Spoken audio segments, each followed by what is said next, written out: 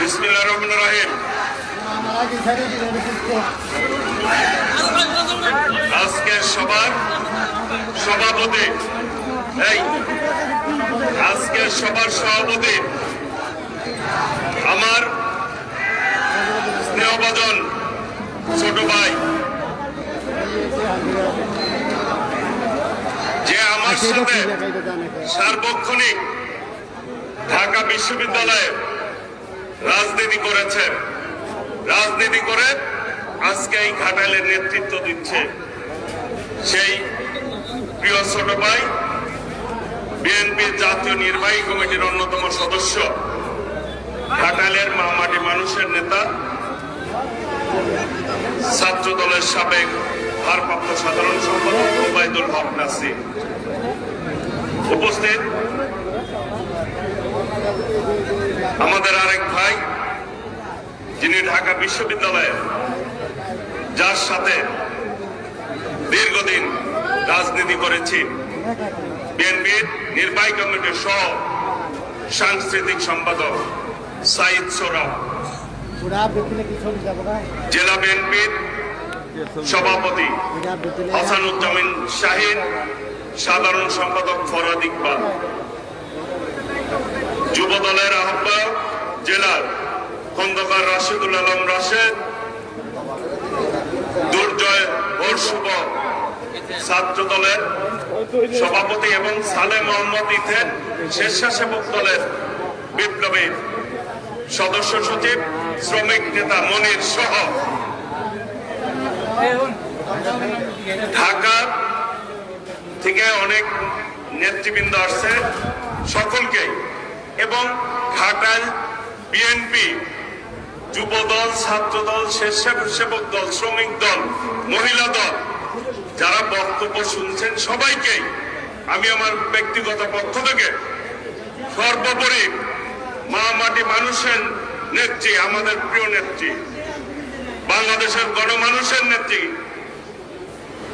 আমাদের আপসীর নেত্রী, সাবেক প্রধানমন্ত্রী দেশনেত্রী বেগম খালেদা জিয়ার পক্ষ থেকে, বিএনপির ভারপ্রাপ্ত চেয়ারম্যান দেশ নায়ক তারেক রহমানের পক্ষ থেকে জানাই ঘাটাইলবাসীকে সালাম এবং শুভেচ্ছা। আসসালামু আলাইকুম রহমতুল্লাহ।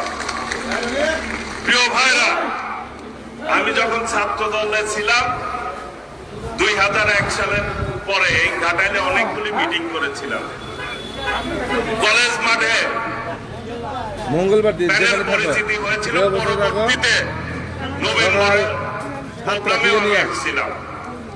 এই ঘাটাইল আমাদের পার্শ্ববর্তী গোপালপুরের পাশেই ঘাটাইল, আপনাদের উপর দিয়েই গোপালপুর যেতে হয়। গোপালপুরের জনগণের সাথে, ভুয়াপুরের জনগণের সাথে ঘাটাইলের একটা আত্মিক সম্পর্ক আছে না? যে টাঙ্গাইল, উত্তর টাঙ্গাইল হিসাবে এটাকে বিবেচনা করা হয়, তাই না ভাইয়েরা?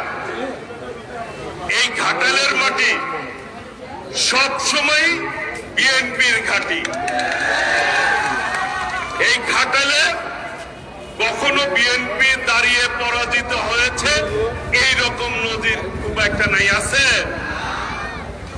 তো এই ঘাটালের মাটি শহীদ রাষ্ট্রপতি জিয়াউর রহমানের ঘাঁটি, দেশনেত্রী বেগম খালেদা জিয়ার ঘাঁটি, দেশ নায়ক তারেক রহমানের ঘাঁটি।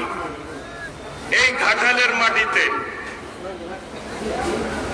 এই যে আমরা যারা বিএনপি করি, ওবায়দুল হক নাসির সহ এই মঞ্চে যারা আছে, মা বোনেরাও আছেন, অনেক মুরব্বীরা আছেন, যুবক ভাইরা আছেন, ছাত্র ভাইরা আছেন, আমরা যারা বিএনপি করি তাদের পরিচয় কি? আমরা শহীদ রাষ্ট্রপতি জিয়াউর রহমানের আদর্শকে বুকে ধারণ করে দেশনেত্রী বেগম খালেদা জিয়া এবং দেশ নায়ক তারেক রহমানের নেতৃত্বের প্রতি আস্থাশীল হয়ে বিএনপি করি, তাই না ভাইরা? আমরা কি অমুক ভাই তমুক ভাইয়ের দল করে?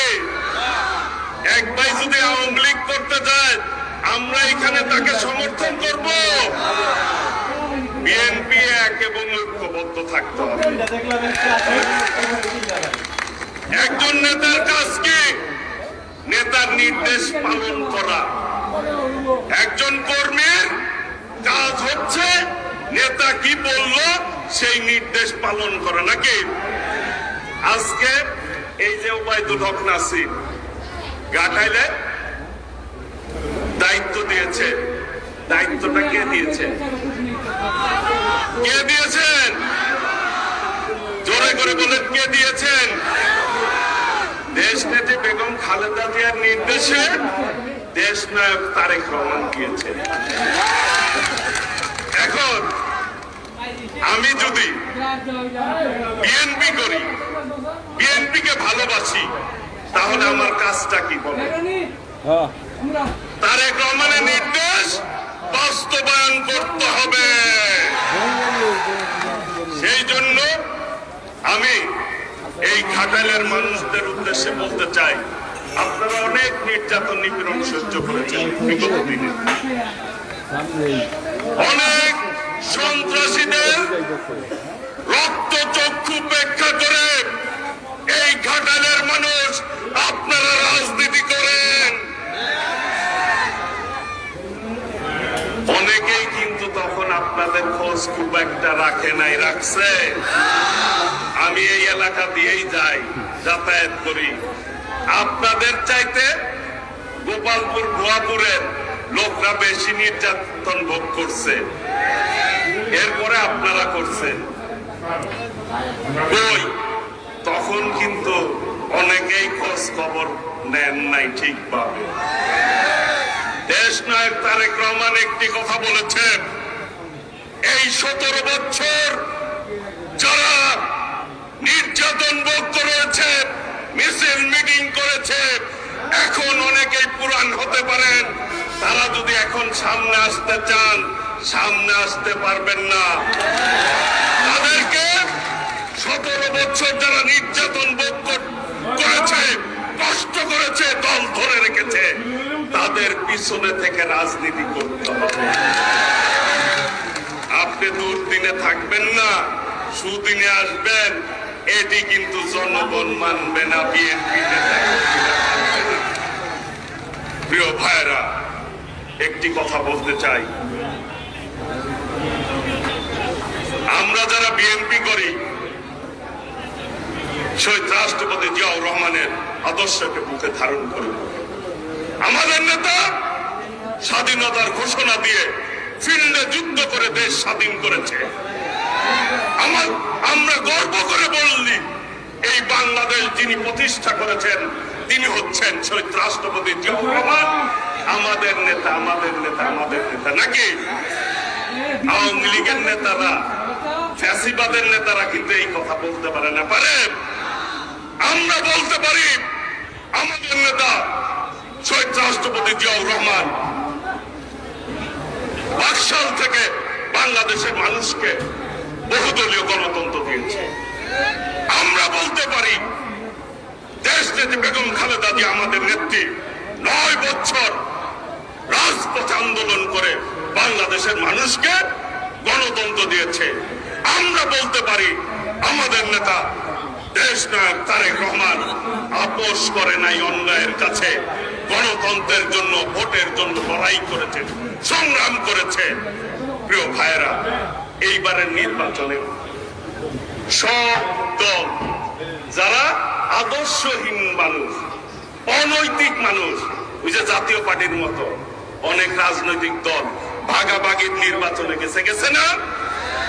আমাদের পার্শ্ববর্তী, আপনাদের পাশে আব্দুর রাজ্জাক ভোলা সাহেব, অবৈধ সরকারের অবৈধ মন্ত্রী,